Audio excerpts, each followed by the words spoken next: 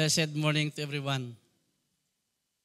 Dahil sa matagal naming pinapalalagi ni Pastor na pumunta kayo sa harapan, nilagay na namin sa title, Moving Forward. Sa yung mga nasa likod, dapat pumunta sa harap.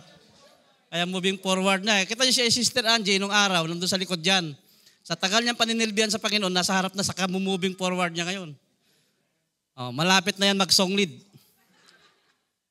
And as we go with this message, let us pray. Heavenly Father, once again, we thank you, Lord God, as we honor your holy name today, Lord God. May your name be exalted, O Lord, sa lahat po, Lord God, ng aming ginagawa. And dalangin po namin, Panginoon, Lord God, na ipong hipuin, Lord God, ang mga salitang aking babanggitin sa umagang ito, Panginoon. As you allow your people, Lord God, to listen to your word, and this will be word, Lord God, of our soul, Lord God. Ito yung pagkain ng aming kaluluwa, Panginoon. Dalangin po namin, Panginoon, Lord God, na ikaw ang lagi namin itinatanghal at lagi namin itatanghal sa aming buhay, Panginoon. May your name be glorified, may your name be exalted, Lord God, today, as you hide me behind your cross, that you only be the one be exalted, Lord God, sa araw na ito, Panginoon, at wala nang iba pa. You will be the one to be glorified and to be magnified, O God. In Jesus' name, amen and amen. It's good to be in this place once again. And katulad nga ng sabi ko kanina, how long, Sister Angie, na nandito ka sa All Nations? 15 years. And we've been in Ras Al Khaimah last Sunday. Kung hindi ako nagkakamali, nakita namin doon. Dalawa na lang yata yung doon, come and go, yung mga member din talaga sa Ras Al Khaimah. Plus yung anino nila, so 4 sila. Yung mga naluma doon, so mga bago na lang lahat nandun. But then again, nakikita natin ang Panginoon ay faithful sa buhay ng mananampalataya. And we have witnessed God's faithfulness in this church. And in some point, maalala ko yung nagsimula akong nag-join sa church na ito. English. So I have to speak again with our language. I'm going to speak with my native tongue. Amen po. Yes, mauubusan ako nito. Pagkatapos nito, you have to bring me in the hospital for nose bleeding. And truly, God is very faithful. What I am telling you a while ago, as I see God's faithfulness in this church, and if I count numbers, I might be the number 50 joining the church during that time. And you see the numerous number of members of this church joining, living and joining. But then again, in decades that I've been, decade pa lang naman, more than a decade that I've been in this church, you can see new faces, but old faces is still there, and some other faces that we've been together with this place ay nandoon na sa ibang ibayo kung saan dinala ng Panginoon. God have sent them in the places or greener pasture that they have been at this time. But in mysterious ways, you can see God's faithfulness in every lives of His people as He is a sovereign God. Amen? He will not let us down. And we could go back in the past journey that we had na binigay sa atin ng Panginoon is realizing that why we are here and where we are now in our places, in our situations, is God who ordained it to happen in everything that He ordained it for His purpose. And in many years, we must understand now that we are with God, for those who've been working with the Lord in the ministry, we have seen your calling. Ano po? And for us in this situation, you should see now your calling that He is putting you in a position for you to be able to go forward as the message today, moving forward in explaining the Joshua chapter 1. But for us to move forward, we are to make sure that we are always be ready. Or you can tell to your neighborhood, yung katabi ninyo, are you ready? Yeah. Amen? That we have already surpassed the elementary of Christianity when we were first realized that we need God in our lives. And we are now a growing Christian, grasping the meaningful journey that God set for us. And along the way, He is putting us now to move forward in a mission movement. That's why we are hearing messages in the past about growing Christians and to understood that we are to be mature to be able to handle things to go forward. We have to be ready. We have to be in tune with what God wants us to do.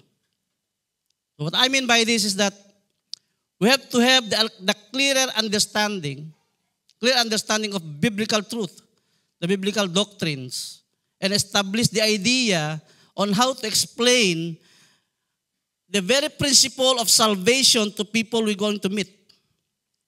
And of course, ipinamumuhay mo yung salita ng Diyos. You are living with the Word of God. So however, there are remarkable hindrances out of growth spiritually, and somehow that impedes you to move forward. We have learned many godly things being taught to us in many occasions, in CGs, in this pulpit, in many Bible studies. And for instance, last Sunday, we have been reminded through Pastor Jong to picture out God's faithfulness, that He illustrated it in life of Hosea marrying Gomer. And the Israelites, the message to them is to repent, to be restored, and to receive the blessing. And that's being conveyed to Israelites. Historically, if we read Old Testament, even just the book of Genesis, followed by Exodus, you should remarkably figure out the figurative principle that being displayed about the redemptive plan of God to humanity. The blueprint is very clear. So in this dramatical illustration by God, and in many circumstances in the Bible, it should allow us to understand that God used incapable people to become useful and enable them to render their significant role. And the same thing with us now. So today we'll jump off to Joshua chapter 1, and we see the message where it reflects the past generations before Joshua and the events that God will fulfill His promises to His people, knowing that He is a faithful God. And He allows Moses to lead these people and for them to cross the Jordan River, for them to get what God has promised. And now Moses died in Moab and in Joshua chapter 1, as we see that in chapter 34 of Deuteronomy, how Moses died. But then he promised that what we owe to Abraham, Isaac, and Jacob, we see the beauty of his promise, that even then, he will go in to fulfill it. So God appointed Joshua to take over for Moses' leadership and to lead his people to cross the Jordan River to occupy the promised land.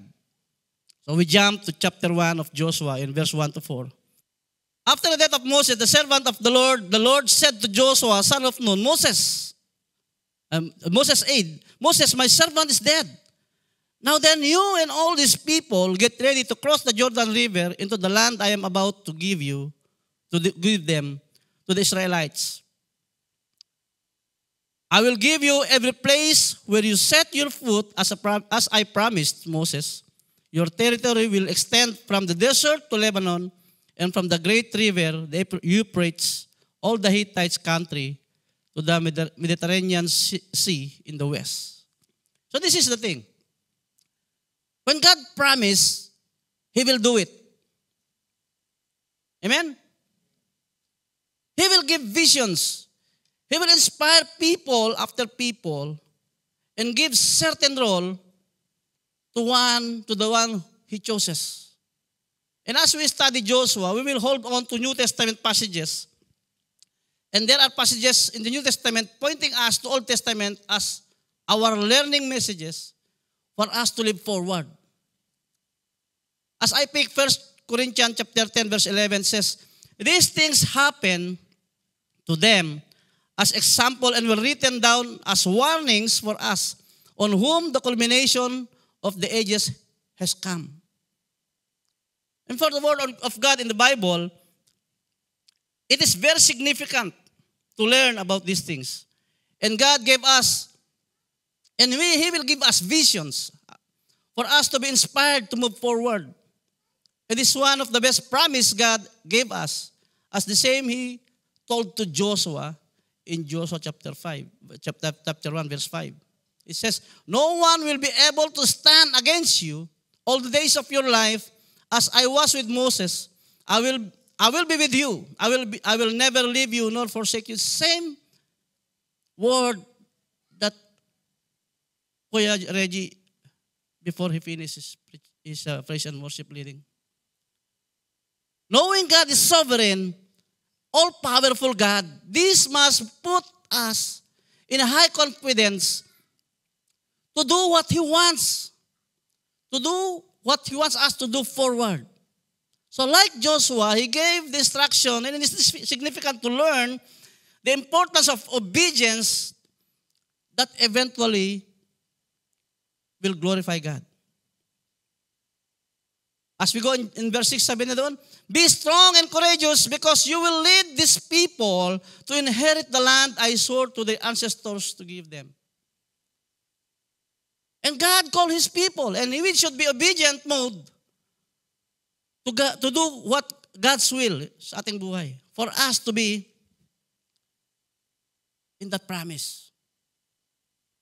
So taking responsibility on what God has given us is not just doing it out through your own strength. Rather, it is imperative for us to always be depending to God. Putting all our trust to God. Our full dependence on Him alone. So as we read in verse 7, be strong and very courageous. Be careful to obey all the laws my servant Moses gave you. Do not turn from it to the right or to the left, that you may be successful wherever you go. So when God telling us to be strong and courageous, it seems, are we going to do it by our own strength? This is a big error, my brothers and sisters. So, the word self-esteem is actually a demonic word. Instead, it always be independence with God. All that we have is from God. And we should acknowledge that in our lives. And as He's saying, be careful to obey all the law my servant Moses gave you, and for you to be success, it's meaning to say, we are to be familiar with the Bible teaching. We are to be familiar what He's telling us as we study Bible in every day of our lives and practice it. The hype is to practice the Word of God. As we go further, we should understand the symbolism of God's illustration in the lives of Israel. Their history. This is the story of Israel. I know very well in CGS, we are studying the book of Hosea and some other brethren in other CGS, studying all the Old Testament stories. It is a very connection to where we are now. The very principle of God to humanity. So we must understand the personal implication to us on how God being connected to us, that He is urging us to be intimate connection with Him. The intimate relationship that He is telling about. The relationship that we must have with God, it should be in accordance on what the Bible says. That He will always be faithful, and as He is our hope in our daily walk sa ating buhay. For example, as we figure out beforehand, we are reading from the Bible when God tells Israel the phrase, I am the Lord your God who brought you out of the land of Egypt. It appears multiple times in the Bible. If I'm not mistaken, it is 87 times. I've searched how many times this phrase has been told in the Bible. And in particular, in Old Testament. It is a significant statement that emphasizes God's given role in delivering Israelites from slavery in Egypt. So, slavery in Egypt symbolizes people enslaved to sin. Don't you see? As God appointed Moses to bring out his people from the bondage of slavery out of Egypt, it symbolized slavery of people to sin. And Moses, meaning in Hebrew names, meaning Savior. And as you can see, the event in Old Testament signifies correlation to our individual walk. The faith that we are having now came along with the relationship with God. So we see this history of Israel. This should be applied in our daily lives. So God wants us to be released from the bondage of sin, as Israel to be freed from the slavery in Egypt, as our slavery in the world, the sin. So God freed Israelites from Egypt, and as you notice, Pharaoh is picturing out as Satan opposing for them to be freed from Egypt. Amen? And then you will see the picture of Passover, a beautiful picture of applying the blood of the Lamb in sheltering from the shadow of death. Symbolizing the blood of the Lamb, the blood of Jesus Christ our Lord, whom crucified for atonement of our sins. The pictures as this, as Israelites being freed from the bondage of slavery, and for them to cross the Red Sea, and again, you will see them struggling in the desert for 40 years. As they complaining to Moses, you should let us not brought us in this place dying as hungry as we are. At least there, may baboy. Mayroong igado.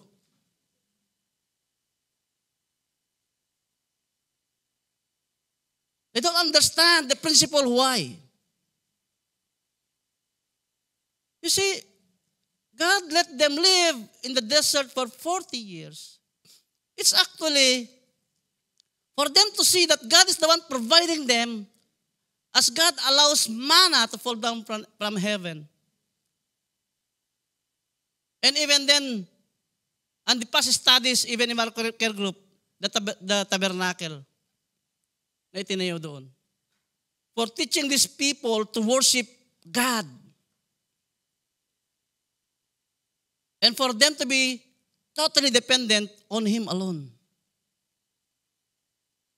Ideally, this is the same principle and the same process as we had encountered when we first encountered Jesus Christ when the gospel was presented to us and somebody prayed for us to listen. So God called us to be redeemed.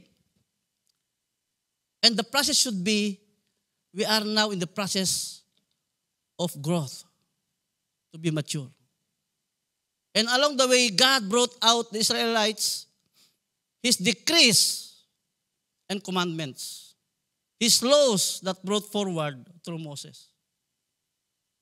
Joshua chapter 1 verse 8 says, keep this book of the law always on your lips, meditate on it day and night, so that you may be careful to do everything written in it. Then you will be prosperous and successful. What is the significance of law in our lives? The very significance of laws given by God through Moses is this shows God's priorities, fairness, and how to show godly love. Second, this defines righteousness and sin, and also provides the objective standard by which the violations are measured. And it is God's perfect standard of obedience and holiness. And it relates to the will of God and helps believer for us to do God's will and to please Him as we move forward. Moses symbolizes us the Savior bringing us the law. And along our journey, God is keeping us to read this and telling us to be soaked in His Word day and night. And we should be studying the Word of God carefully and the law, and learn the diverse meaning on how our relationship with Christ must be. Though we are not being saved by keeping the law, but it is because the grace of God alone. We have read that in Ephesians chapter 2, verse 8 and 9. But many times in the Bible, urging us to study God's Word and meditate it day and night as we learn His commandments and teachings. In the book of Deuteronomy itself, it tells us to bind them in our heart, in our hearts, in our head, in our hands, as we thoroughly study this and also teach this to our children. That's why we keep encouraging people of God to study God's Word and practice it daily as we walk in our lives. And because, like 2 Timothy chapter 3 says in verse 16, we have to understand that all Scripture is God-breathed and is useful for teaching, rebuking, correcting, and training in righteousness. So that the servant of God may be thoroughly equipped for every good works. So let us think about this, my brothers and sisters. Maybe if not all of you, most of you are working with companies. And your boss will come to you. He has this manual. Give it to you. And he will tell you, read this manual, and after you read this and explain something about it, outrightly I will give you increase and increment. Definitely, you will do homework or maybe spend overnight to read this for you to receive that reward. And how you put this in context as God's telling you, read this, my children. And this is about life and death. Your life and death will be talked in this book. So you have to read this. What is your situation now? You are giving priority to the manual that your boss is giving you.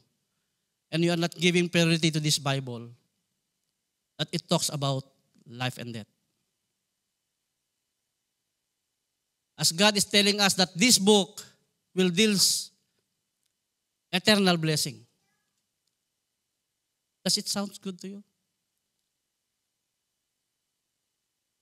So because going forward, you must learn the teaching of God for you to be successful in your everyday and every dealing in your life, especially that we are called to be in ministry. We are called to be in mission with God. Ano itinuturo mo kung hindi ka nag-aaral? Diba sabi niya, ano nag-aaral? Huh? Hindi po ako nag-aaral, Your Honor. Eventually, Moses has died. And that symbolism of Christ died on the cross.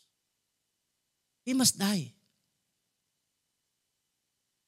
So here, Joshua took over in the leadership of Moses. As we notice, the word Joshua meaning, the Lord is my salvation. It's a very good illustration about gospel. And at this point, we should seriously realize that God is serious in His redemptive program. These numerous stories that we have read in the Bible, and as Pastor Jong took one of them during last Sunday, talking about repentance, redemption, restoration, and blessing. And so with ourselves, we should always be observant as we apply this word of God in our lives. Where I am now. Am I a growing Christian? As I have said in the past sermon that I have been told in this pulpit, that we should keep evaluating ourselves. The character of transformation must be seen. As believers of Christ, we are to carry our cross daily and to die to ourselves.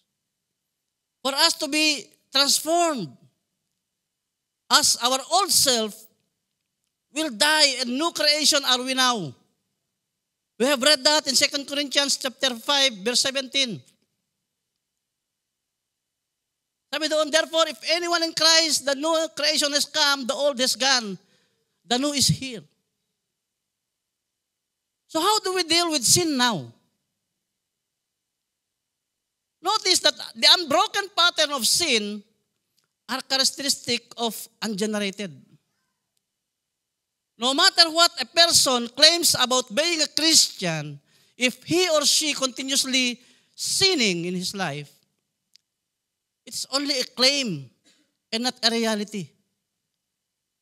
When you became a Christian, the pattern of sin was broken. And the new pattern came into existence. You have that godly desire. That godly desire took over you. Does this mean that you're not sinning anymore? No, because you are still in the flesh. However, our view has been changed. The more we pursue affections with the Lord Jesus Christ, the less we will commit sin. Sinful lifestyle is not incompatible with salvation. That's because to experience salvation needs to be something to be saved from something. And that something is sin. If a person could continuously sinning after hearing messages of salvation, that would mean that message of salvation for him or for her is ineffective. Lest your claim that you are a Christian is a lie. So we should be conscious in our status as a believer and keep yourself aware in the pursuit of correction, and you see that as you thoroughly study the Bible, you have to see your theology in order, to be in line with God's life program. You see, God is commanding us to move forward. There are two parts of command. One is preparatory command, and the second is command of execution.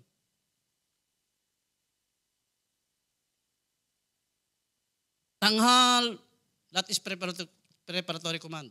Ta is command of execution. The first one is very important to be able to commence the latter. If we are not being prepared, how can we render?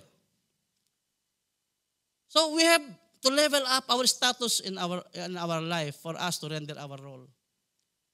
We are called to serve, my brothers and sisters. Many people are being called. Ang sabi ng Panginoon, but few are chosen. So, let us put it in this way. When you are commanded to do such thing in the ministry, grab the opportunity. The opportunity to serve before God. Because the privilege, you are not worthy to do things. Because if you will, ignore that opportunity, it will be given to somebody else. And you will regret it, my brothers and sisters. Pagsisisihan mo. The mere fact that we have nothing to brag before God, it's always be an honor to serve God in the ministry. Because if you refuse, you will miss the point of living as Christian.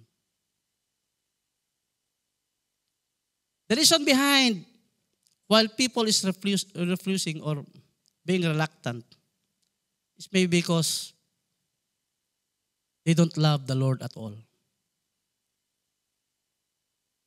An excuse of being incapable is an evil thing. Behind your head, it is actually pride. And refusal is a sign of disobedience. And that is not good in the very eye of God. Another thing is hesitation.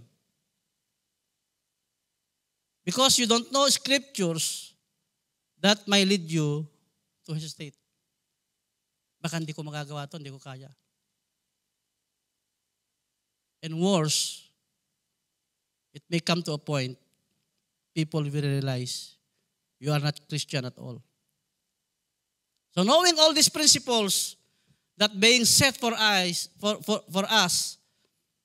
by the Lord, we should all have this confidence and enthusiasm in learning God's word and be ready to be called by God to serve Him and to glorify Him as we move forward. As we go to verse 9, it says, have I not commanded you? Tagalogin ko. Hindi ba kita inuutusan? Be strong and courageous. Do not be afraid. Do not be discouraged, for the Lord your God will be with you wherever you go. The very assurance that we have received from God is this: God is with us. He promised that He will be with us wherever we go. Especially where you go forward in the advancement of His kingdom, in proclaiming the good news to the people who haven't heard about the gospel. So while we are preparing ourselves, let us make sure that we are always be excited to be part of the ministry as we prepared and we receive the specific command by God. And for this, we are going to do this for His glory alone. Then you will see how serious you are to grow as Christian and you have that serious studies of God's Word as you practice them afterwards. Because if you are still talking about elementary teachings of the Scripture, the childish part of even forgiveness are not being practiced. Small encouragement and this humbleness that being taught to us many times in this pulpit, and will become stagnant. So we must be in the point of availability and willing to learn and be part of the advancement of the movement laid down forward before us. I remember last Sunday is a prompt advice by Pastor Jong to Brother Migs. You study this and you will going to present this later. Kita ko si Migs talagang serious. Naghahanap siya ng sulok kung paano niya aralin lahat to. He spent that time to prepare himself because he know himself, he will stand in front at hindi niya ipapahiya ang Panginoon. So as a growing Christian, we must be receptive and ready. And for this learning that is given to us, sometimes we have to do it in front. Katulad na ginawa ni Brother Migs. And the God's agenda that brought forward that we are about to fulfill. I know by now, if not all of you, most of you should know now how to present the gospel. Amen? Before I go to conclusion, I want you to listen and see this small video clip.